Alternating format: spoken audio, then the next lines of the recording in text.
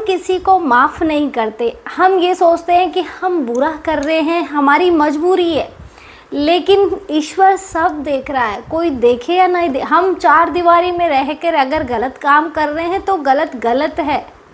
ये नहीं है कि हम चार दीवारी में रह रहे हैं तो वो कोई नहीं देख रहा है, ईश्वर सब देख रहा है।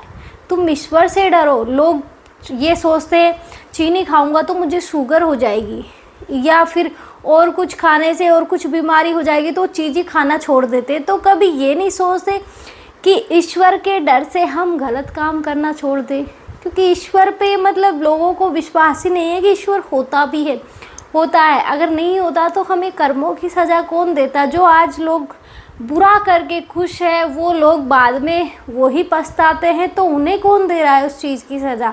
इस टाइम वो बुरा कर रहे हैं, उनके पास खुशी है, क्योंकि उनके पिछले जो कर्म थे वो अच्छे थे। अभी फ़िलहाल वो घड़ा उनका चल रहा है, लेकिन जैसे ही उनके बुरे कर्म शुरू हुए तो वो भी धीरे धीरे ख़त्म होना शुरू हो जाएगा, इधर से ये भरना शुरू हो जाता है। तो ऐसे ही कर्म किसी को माफ़ नहीं करते, अच्छा हो या बुरा, कर्म ज़रूर लौट के आता है। ऐसे ही एक आदमी को अपने पैसों पर बड़ा घमंड था।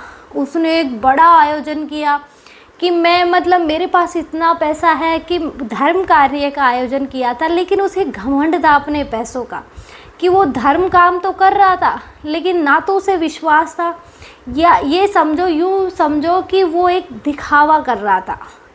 कि उसने बड़े बड़े साधु महात्मा को बुलाया, ब्राह्मणों को बुलाया, लेकिन पैसों का घमंड भी तो कुछ चीज़ होती है ना। कि उसको इतना घमंड था कि उसने उसी के प्रोग्राम में एक साधु की बेइज्जती कर दी। लेकिन वो होता है ना कि साधु की तो ईश्वर भी इज्जत करते हैं, तो हम तो इंसान हैं, फिर हम क्यों भूल जाते हैं।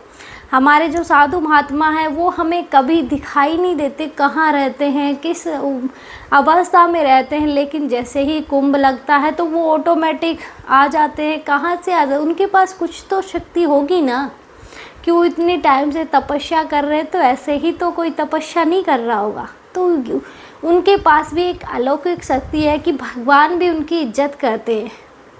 कि साधु है सर्वोपरि है, कि इज्जत करो सबकी, इज्जत सबकी करनी चाहिए, लेकिन साधु की एक भगवान के समान माना गया है साधु को, फिर भी नहीं करते लोग। तो उसने एक भरी उसमें मतलब हवन वगैरह का कार्यक्रम था, भंडारा टाइप था एक, लेकिन भरी उसमें उसने साधु की बेइज्जती की। यूँ कहे कि साधु को धक्का मार दिया, कि जैसे अब साधु है तो कुछ गलत हो रहा तो बोलेगा, तो उसने बोला, तो उसने साधु की कुछ नहीं सुनी, साधु को सीधा धक्का मार दिया। साधु ने कुछ नहीं बोला, वो अपने रास्ते चला गया। लेकिन जस्ट कुछ ही टाइम में उसके साथ ऐसा हुआ कि उसका इतना लॉस हुआ कि आप सोच भी नहीं सकते। उसने खुद ने भी ये चीज़ें नहीं सोची होगी कि इतनी जल्दी कर्म कैसे लौट के आ गया। कि जिस चीज़ का उसे घमंड था, जिस चीज़ के बलबूते पे उसने एक महात्मा की बेइज्जती करी थी, वो कर्म इतनी जल्दी लौट के आ गया कि उसका इतना नुकसान हुआ कि वो आसमान से सीधा ज़मीन पे आ गया। तो हमें हमेशा, चाहे साधु हो या ना हो, हमेशा हर इंसान की इज्जत करनी चाहिए। हमें ये नहीं है कि ये हमारा दुश्मन है तो हमें इससे बैर रखना है। क्यों रखना है, वो भी तो इंसान ही, वो हमारे साथ गलत कर रहा है, मारपीट तो नहीं रहा ना, ज़बान से ही तो बोल रहा है, बोल लेने दो, क्या फ़र्क पड़ रहा है। लेकिन हमेशा साधुओं की इज्जत करनी चाहिए, ब्राह्मणों की इज्जत करनी चाहिए। आज के ज़माने में लोग करते क्या है कि अगर ब्राह्मण है तो मांगेगा ही मांगेगा, अब ये दक्षिणा, अब योग दक्षिणा, ये लोगों के माइंड में हो गया है। और बहुत से लोग होते भी ऐसे हैं कि उन्हें मतलब खुद में संतुष्टि नहीं होती। वो ये सोचते हैं कि सामने वाला कैसा है नहीं है, बस हमें हमारा चाहिए, कि हम जो लेने आए हैं वो तो हम लेके जाएंगे, लेकिन जो और एक्स्ट्रा मिलेगा वो भी हम लेके जाएंगे। तो ऐसे ही होता है कि इसमें लोगों की, यूँ कहें कि लोगों की भी गलती है और ब्राह्मणों की भी गलती होती है। साधु एक ऐसी चीज़ है कि साधु मतलब कभी मांगेगा नहीं। ये बोला जाता है कि साधु भूखा रह लेगा, लेकिन बिना मतलब किसी से बकवास नहीं करेगा, अपने में ही खुश रहेगा कि ईश्वर के अलावा उसे किसी से मतलब नहीं है। साधु बनना इतना आसान नहीं है। और कर्म की बात करें तो हम सबके कर्म अपने अपने होते हैं। हम ये सोचते हैं कि हम ये नहीं हुआ तो मेरा क्या होगा, वो नहीं हुआ तो मेरा क्या होगा, हमारा घर कौन चलाएगा। लेकिन वो सब व्यवस्था भगवान करते हैं कि हम किसी के भरोसे नहीं है, हमारे खुद के कर्म भी तो है। अगर हमें कोई इंसान हमें सपोर्ट कर रहा है, मान लो वो इंसान उससे झगड़ा हो जाए या फिर वो कहीं दूर शहर में चला जाए, तो हम उसके भरोसे थोड़ी है। ईश्वर ने हमारे भी तो कर्म है, तो ईश्वर ने हमें भी तो कुछ लायक बनाया कि हम कुछ कर सके, हमारे पैरों पे खड़े हो सके। तो इसी तरह कर्म भी चलते हैं कि ऐसे ही एक बहुत बड़े महात्मा थे कि उन्हें मतलब अच्छी खासी नॉलेज थी हर चीज़ की, कि कोई उनसे पूछता तो वो उनका भविष्य तक बता देते थे। तो उन्होंने एक का मतलब वो जब भी बताते तो लोग उन्हें मोहरे देते थे कि जो पैसा वैसे दे दिया, तो उस टाइम पे मोहरे चलती थी तो उन्हें लोग मोहरे देते थे। तो उन्होंने सोचा क्यों ना कहीं भंडारा होगा बड़ा सा, तो मैं इन्हें इकट्ठा कर लेता हूँ, तो जब भंडारा होगा तो एक दिन का भंडारा मैं मेरी तरफ से करवाऊँगा।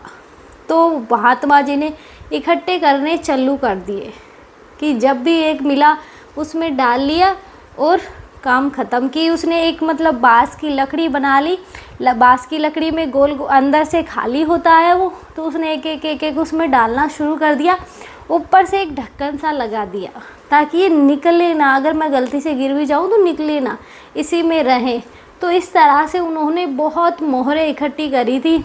और फिर वो एक गांव से निकल रहे थे, तो उन्हें रात हो गई थी, तो उन्होंने किसी से पूछा कि यहाँ कोई ठहरने की व्यवस्था है जो मैं रुक सकूँ, कोई ब्राह्मण वगैरह का घर वगैरह हो तो मैं वहाँ रुक जाऊँ। तो एक ने कहा हाँ है, वो बड़े दयालु भाव है, बड़ी सेवा करते हैं महात्माओं की, आप उनके घर चले जाइए। तो महात्मा जी उनके घर चले गए।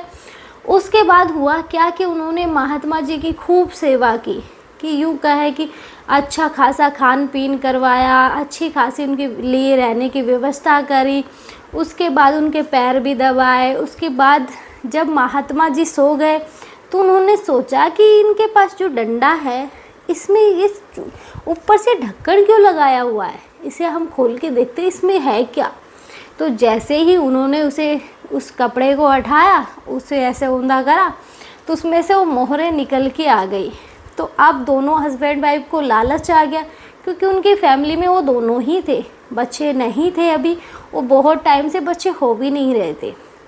तो उन्होंने जैसे ही उल्टा करा तो सारी मोहरें निकल के गर गर गर गर सारी बाहर आ गई। तो उन्होंने अब उन दोनों के मन में लालच आ गया। तो उन्होंने अपनी वाइफ से बोला कि तुम मोहरें ले जा और इनके बदले में तोल के इतने ही पत्थर लेके आ। तो वाइफ गई, तोला उसे, बराबर मात्रा में पत्थर लिए और उसमें कंकर भर दिए।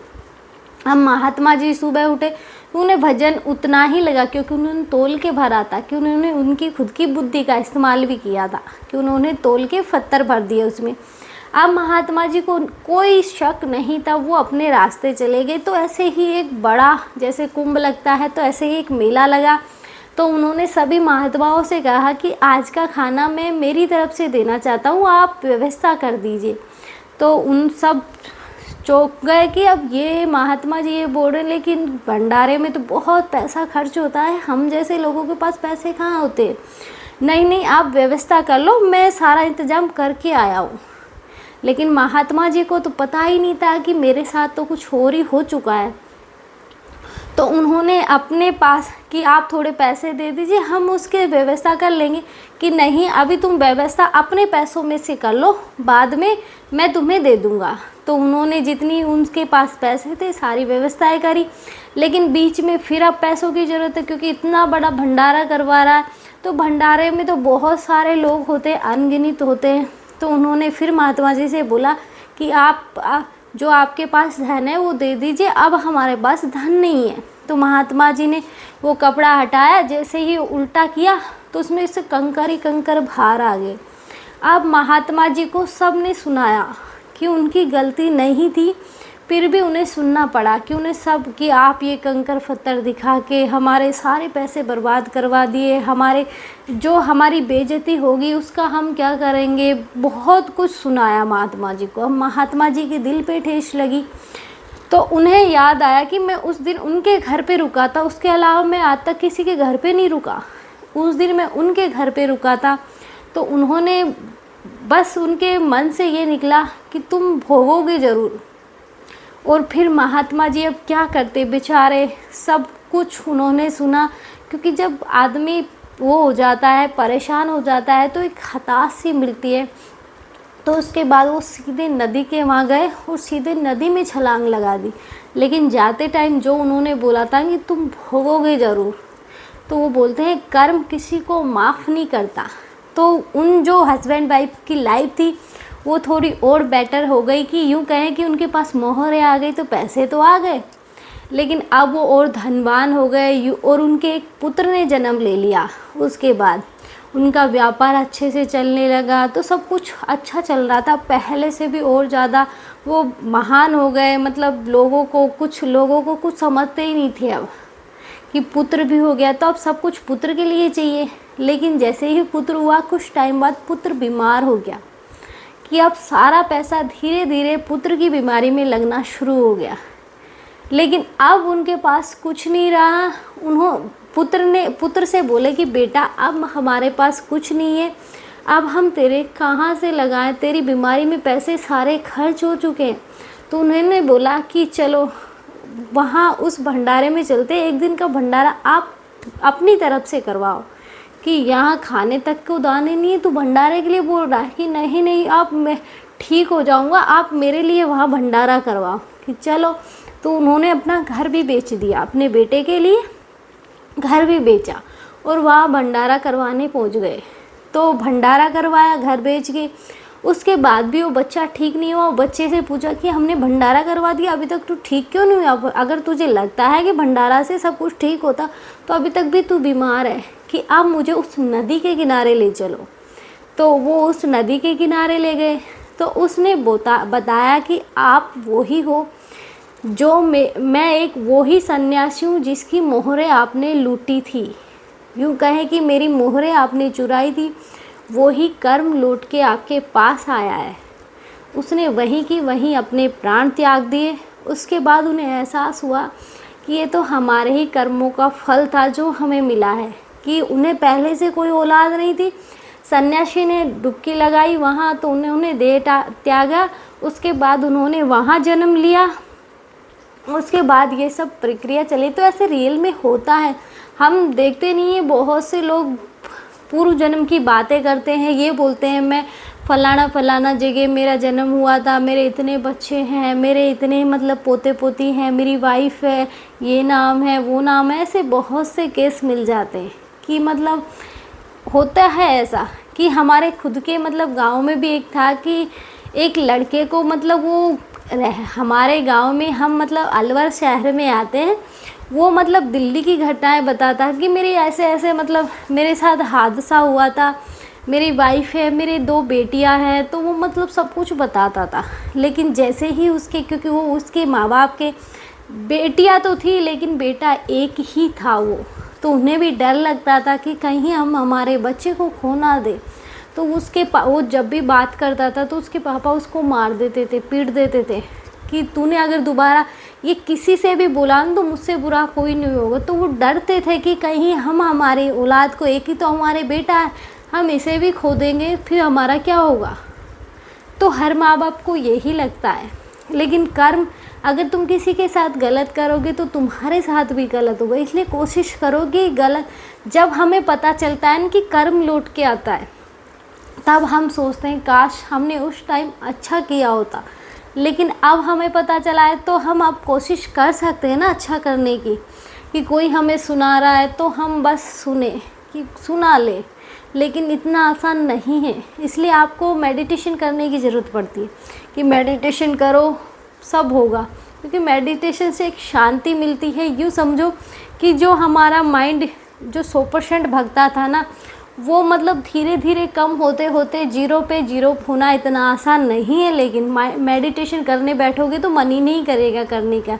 यूँ कहे कि उससे भी आपका मन भागने की कोशिश करेगा कि मुझे नहीं करना मेडिटेशन, में टाइम वेस्ट है। तो ऐसे ही होता है जब मन की शांति मिलती है। मेडिटेशन अगर आप आधा घंटा बैठोगे, जब जाके 10 मिनट लगेगा। ऐसे ही होता है, धीरे धीरे शुरुआत में ऐसे होता है, बाद में लगना स्टार्ट हो जाता है। इसलिए मेडिटेशन करना बहुत ज़रूरी है। पैसा बहुत आ जाता है, परिवार है, लेकिन शांति नहीं है, तो उसके लिए ज़रूरी है मेडिटेशन। इसलिए मेडिटेशन करो। और कर्म किसी को माफ़ नहीं करता, ये चीज़ें आप भी ध्यान रखना, क्योंकि हमें किसी को ना तो बुरा कहना है, ना सुन रहे हैं तब वो तो एक तरह की बोसी पर मजबूरी हो जाती है कि सुन ले, लेकिन अब कोशिश करें कि सुने भी ना, कि कान तो बंद नहीं कर सकते, लेकिन फिर भी राम राम राम राम करके चलो। तो आज के लिए इतना ही। जय श्री राम।